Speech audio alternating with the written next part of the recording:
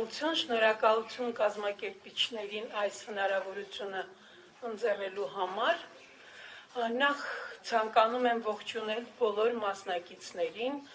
եւ մասնավորապես մեր օտարերկրյա հյուրերին։ Այսօրվա անհանգիստ աշխարհում, Հայաստանի համար աշխարհաքաղաքական ծանր պայմաններում, հայ դատավորների բազմաթիվ հայցերի պայմաններում, մարդու իրավունքների եվրոպական դատարանում ձեր ներկայությունը այստեղ գերագնահատել թերևս հնարավոր չէ։ Եվ այս հավաքը կարծում եմ, որ համոզված եմ, այսինքն, որ կարող է ունենալ եւ նման հավաքները կարող են ունենալ որոշակի դրական ազդեցություն ոչ միայն ազգային դատավորների ազգային միությունների կայացման, դրանց աշխատանքի արդյունավետության բարձրացման, այլ որ ավելի կարևոր է դատավորների անկախության իրական ապահովման եւ դատարանների նկատմամբ վստահության մակարդակի բարձրացման համար։ Մասնավորապես մեր երկրում մենք այդ վստահության մակարդակի բարձրացման խնդիրը ունենք եւ կարծում եմ, որ մեր հասարակությունը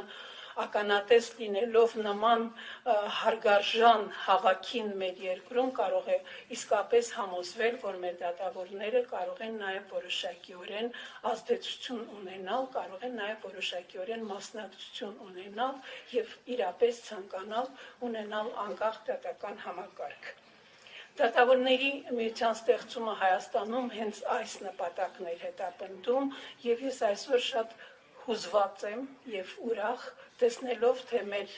միությունը ինչի է հասել։ Գիտեք, նման է նրան, որ ծնողը տեսնում է իր երեխայի մեծանալը եւ նրա որոշակի արդյունքներ գրանցելը։ Եվ քանի որ, ինչպես ասացի, մեր միության նպատակը հենց այդ է եղել, որպեսզի կարողանանք դատավորների անկախության մակարդակը բարձրացնել, որպեսզի կարողանանք մեր հանրության, այսինքն դատական համայնքի ներսում քննարկել մեր խնդիրները եւ հասնել դրանց լուծմանը, խիստ կարևորում եմ անդրադառնալ մի երկու հարցի։ Թերևս առաջինը այն է, որ մենք բոլորս գիտենք, կարծեք թե որպես վերջին ճշմարտություն, որ որոշելու համար, թե արդյոք դատարանը կարող է համարվել անկախ,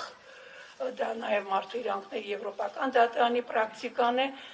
գոյություն ունեն որոշակի չափորոշիչներ, որոնց պետք է անդրադառնալ, դա դատավորների նշանակման կարգն է, նրանց պաշտոնավարման ժամկետը եւ այս առաջի երկուսում միգուցե միությունը քիչ անելիք ունի, բայց արտաքին ճնշումների դեմ երաշխիքների ապահովման եւ որպես անկախ իրապես ընկալվելու առումով դատավորների միությունները բավականին անելիքներ ունեն։ Առաջինը ես կցանկանայի անդրադառնալ հենց այդ դրսից ճնշումների դեմ երաշխիքների առկայությանը։ Տարիներ առաջ, երբ որ Եվրոպայի խորհրդում նախագահում էր Ֆրանսիան, երկրների անդամ երկրների Եվրոպայի խորհրդի անդամ երկրների բարձրագույն դատարանների ներկայացուցիչները հրավիրվել էին Փարիզ եւ հանդիպում ունեցան նախագահ Մակրոնի հետ։ Դա նրա խոսքերն էին, իմ խոսքերը չեն, որ այսօրվա Եվրոպայում այսպես կոչված ցանկանում եմ բառը գտնել հայերենով, բայց ոչինչ կօգտագործեմ այսպես պոպուլիստ արտահայտությունը, պոպուլիստ քաղաքական ուժերը փորձում են հարվածի տակ դնել դատական իշխանությանը, որը իհարկե մենք թույլ չենք տա։ Բայց այդ պոպուլիզմը Հայաստանում որոշակի արդյունքների հասավ եւ կրկնում եմ դրա արդյունքը այն է, որ մենք մարդու իրավունքների եվրոպական դատարանում ունենք Հայաստանից ներկայացված գործեր դատավորների պաշտոնավարման հետ կապված եւ ունենք նաեւ արդեն արդյունք գրանցած, որով ուրեմն դատավորի դիմումը մարդու իրավունքների եվրոպական դատարանը հիմնազուրկ չհամարեց եւ խախտում արձանագրեց։ Հիմա Ինչու եմ ես այս հարցին անդրադառնում, ինչ երաշխիք կարելի է ստեղծել դրա համար։ Ուրեմն նախ կարծում եմ, որ շատ երևի թե այս պահին ճիշտ է, երբ որ մեր դատավորների միության նախագահը այլևս գործող դատավոր չէ, քանի որ ժողովրդավարական հասարակությունում դատավորները պետք է պաշտպանված լինեն իրենց հեղինակությունը վնասող անհիմն հարձակումներից, միշտեր դրանց դեմ արձագանքելու համար դրանք կաշկանդված են քաղաքական զսպվածության և չեզոքության պարտավորությամբ։ Գործող դատավորը, երբ որ նախագահ է հանդիսանում, կարող է մեղադրվել, այսպես ասած, քաղաքական չեզոքություն չպահպանելու կամ զսպվածություն չպահպանելու համար։ Արդեն պաշտոնաթող դատավորի և միության համար կարծեք թե այդ խնդիրը չկա և դատավորների միությունները շատ անելիքներ ունեն այդ հարցում։ Սա կարևոր է ոչ միայն որպեսզի մենք այդ ճնշումը բացառենք, այլ նաև որպեսզի դատարանը արտաքուստ իրապես ներկայացվի, այսինքն ընկալվի որպես անկախ։ Այս առումով բավականին հետաքրքիր է Եվրոպական դատարանի գործերից մեկը, ես կարծում եմ, որ մենք այստեղ երևի ներկայացուցիչ կունենանք Մակեդոնիայից, որը վերաբերվում էր Մակեդոնիայի սահմանադրական դատարանի նախկին նախագահին, որը հեռացվել էր պաշտոնից իր դեմ հարուցված լյուստրացիայի վարույթի արդյունքում և դատարանը այստեղ մարդու իրավունքների Եվրոպական դատարանը այստեղ արձանագրեց արդար դատաքննության իրավունքի խախտում, քանի որ վարչապետի գործողությունների պատճառով, ով վարույթի ընթացքում բաց նամակ էր հրապարակել և դիմումատուին մեղադրել նախկին ռեժիմի ոստիկանական ծառայությունների գործակալ լինելու մեջ։ Դատարանը որոշեց, որ այն ոչ թե դատավորի վրա ազդեցության կամ ճշտման փաստացի ապացույց է, այլ կարևորեց հենց անաչառության արտաքին դրսևորման հիմնահարցը։ Մենք ցավոք սրտի վերջին տարիներին մեր հանրապետությունում դրան ականատես ենք եղել, երբ որ դատավորների հասցեին քաղաքական իշխանությունը, ինչու՞ չէ որոշ դեպքերում նաև ընդդիմությունը նման արտահայտություններ էին թույլ տալիս և դա իհարկե հասարակության աչքում կասկածի տակ էր դնում արդեն դատարանի անաչառությունը։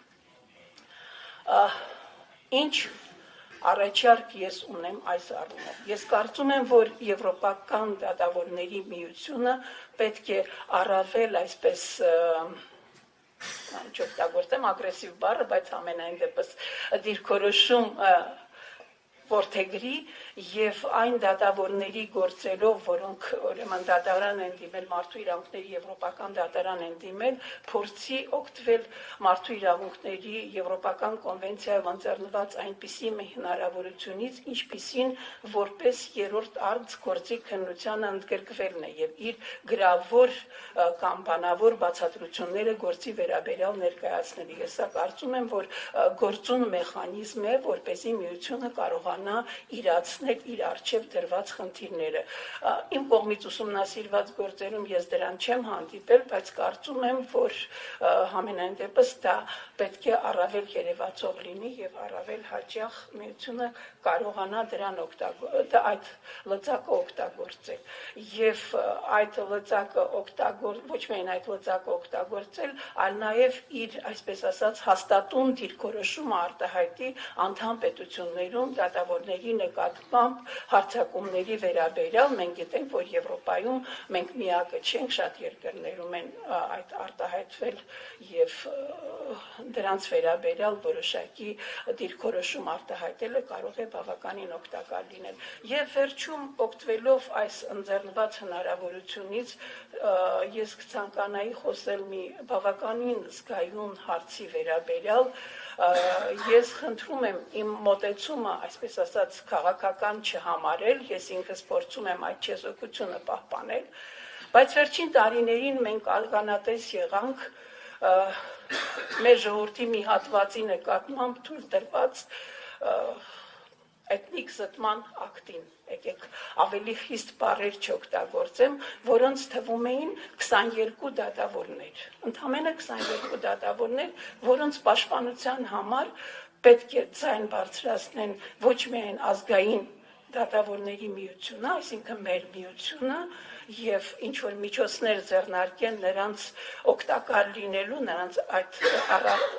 առանց այդ էլ ծանր վիճակում նեցուկ լինելու համար, այլ նաև դատավորների տարբեր միջազգային կազմակերպությունները եւ այսօրվա մեր հյուրերը դրանց թվում այդ ձայնը պետք է բարձրացնեն ոչ միայն միության շրջանակներում, ցանկալի է մեզ համար, այլ նաև իրենց երկրներում, քանի որ ունեն 22 դատավորներ, որոնք հեռացել են իրենց երկրից, բռնի տեղահանվել են այդ երկրից եւ այսօր շատերը ունեն ամենատարրական պայմանների ապահովման խնդիր։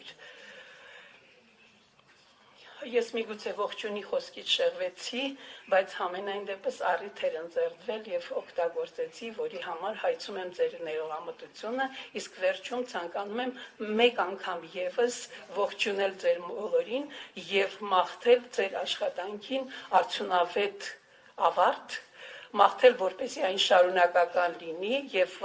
ինչպես սկսեցի այսօրվա անհանգիստ աշխարհի մասին հղումով այդ աշխարհը հանդարտվի եւ մենք բոլորս կարողանանք խաղաղ պայմաններում իրականացնել մեր հիմնական գործառույթները։ Շնորհակալություն։